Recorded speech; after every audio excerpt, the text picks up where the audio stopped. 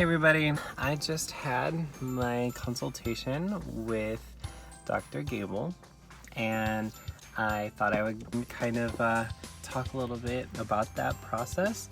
So I found a lot of comments and forum posts and reviews and everything about Dr. Gabel because of how many comments I had seen about him and how often his name came up. I figured this is one of the best of the best. I've included some of the posts below.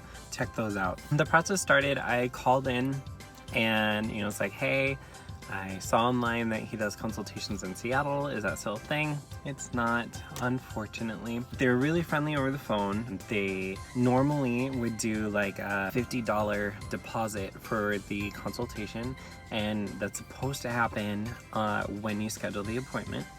I didn't have my schedule, so they let me schedule and then call to confirm, and that's when I was able to pay that $50.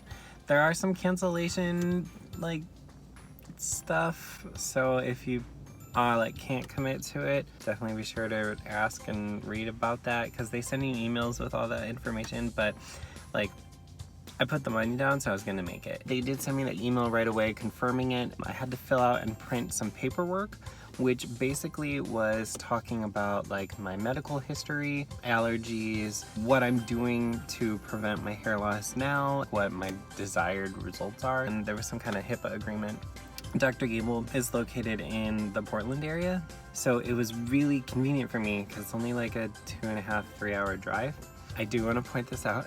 Dr. Gabel's office is not actually in Portland. It's in a suburb. I accidentally put the address as Portland, and it took me to this residential area, and I was driving there and I was really creeped out because I was like, okay, what kind of guy is doing hair transplant surgeries in his house? And so I was really kind of how did I pay money for this consultation?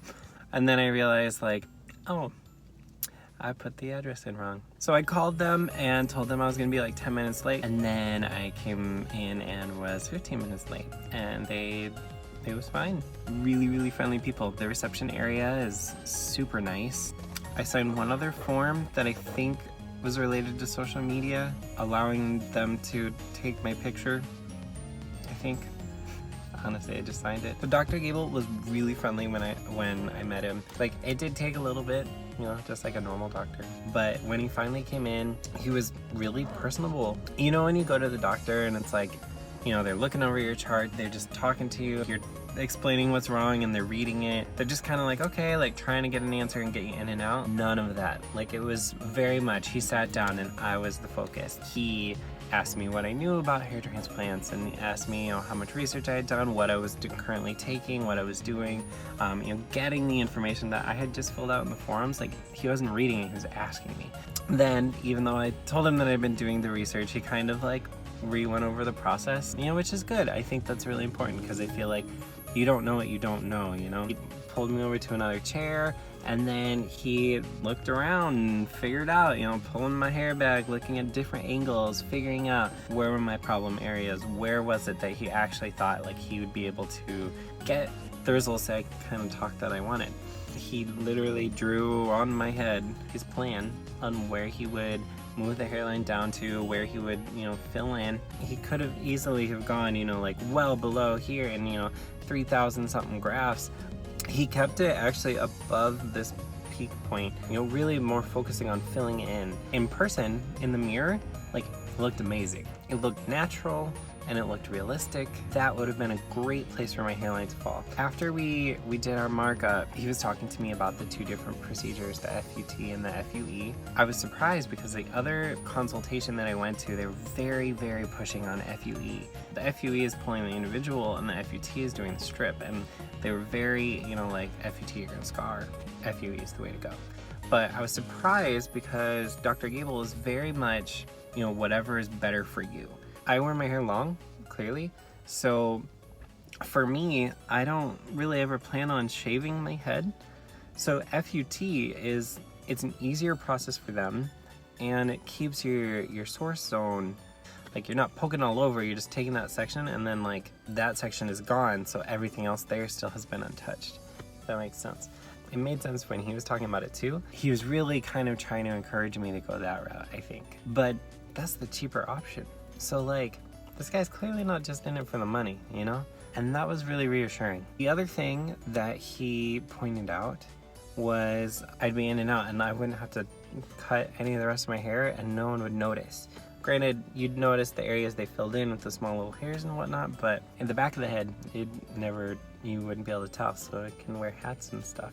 One other thing that he did talk about was post-surgery, like maintenance. The cool thing is that since he is a doctor, I mean, wow, he's doing surgery, wow, who would have thought?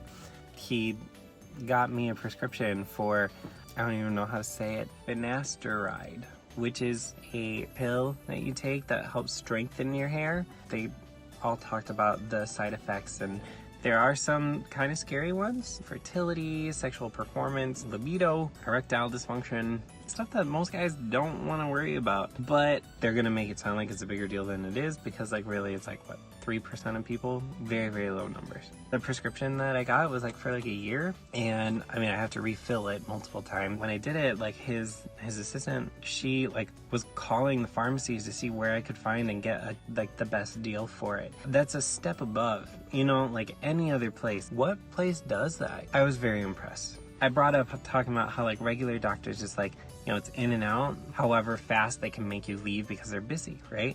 Well, this guy was clearly busy. He had another patient in another room, and then he was about to go extract some grafts from some other guy's head in like a half hour. But it was just like, he was trying to find any reason to prolong it, you know? Like it was like, he really wanted to make sure that all of my questions were answered. Like every other phrase that he was saying, no, not really. But like after every other topic we had, it was, what questions do you have? Do you have any more new questions? What questions? And it's like, that's really cool. We had our discussion, he left, and then I was kind of waiting for them to come in and like clean my head off, like from the drawings.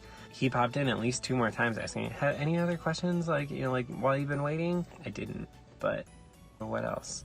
Before I was leaving, I was like, hey, you know, like what are some cool restaurants in the area? Like they took like 10 minutes out of their day to like look up restaurants. And it's just really, you know, it's just the little extra things that like make a little bit of a difference. They didn't have to do that. This is really cool. These are really cool and really nice people. Well, I wasn't able to set up an appointment today, partly because I don't know when exactly I'm going to be able to get my transplant based on scheduling. Dr. Gabel's office do prefer to have 2 months ahead of time, but they did make comments multiple times that sometimes cancellations happen. So, you know, it's just really, once I figure out, I got to find out and contact them and we can place it in the schedule. So they are flexible, but generally speaking, if you're looking for it, I'd recommend going at approach with having some notice ahead of time. That 2-month notice, I think, would be the ideal situation. Additionally, you do have to put down a $2,000 deposit, and there are cancellation policies with that, I guess. So if you don't provide enough notice, there are like, you know, inclining penalties the closer you get to the surgery. But generally, my thought is if you're going to be spending this much money on a surgery, you should probably make sure that you have that time before you schedule it anyway. So, you know, there's that. There is a little bit of fluctuation in the cost based on your method of payment. I would recommend trying to do cash, cashier's card, or personal check.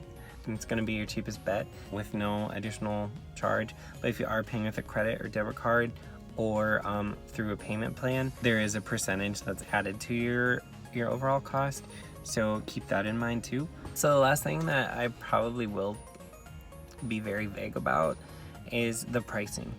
But with all of his renown and like honestly his confidence like in himself and in his work, I was really expecting this was going to be the top one. The investment is going to be super high. He's here and the rest of them are going to be here in price, but he's here in quality too, you know? And then I get the paperback and I got pricing for both FUT and FUE. And maybe this will change, so I'm not going to talk about the prices. I don't know if I'm allowed to. There's $2 difference per graft. The other thing is that the price of the graft is like cheaper than the one I went to first, where it was like a sales pitch.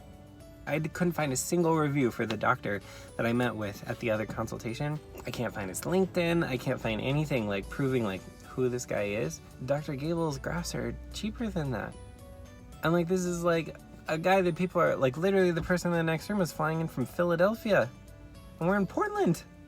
Based on what I experienced, there are a lot of reasons to move forward with Dr. Gabel. His staff is amazing. They're super friendly, super fun, very impressed. He himself is loaded with awards and accolades and professionality and charisma and just genuine sincerity. His office is super cool and nice and elegant, and I feel like I could have surgery there, you know? His price, it's comparable, and like for what you're doing is super affordable. And his results are clear. I even overheard one praising him in the next room. I'm so thankful that I did this, you know, like crazy. Like, what are the chances? I'm pretty convinced that this is the route that I'm going to go. But as of right now, I thought that this would be a great way to kind of clear my head and inform you guys, you know, really kind of give that recommendation for Dr. Gabel, because honestly, based on this one interaction, it seems very promising. Thank you so much for watching. I really appreciate it. I plan on posting more videos about my own personal hair journey and kind of giving you guys that insight on what I've been doing on my research and my experiences, because I feel like there's just not a lot of that out there. So hopefully this will help somebody, and if it does, definitely let me know. If you guys have any other questions or feedback or any other kind of insight about Dr. Gabel, definitely feel free to post in the comments below.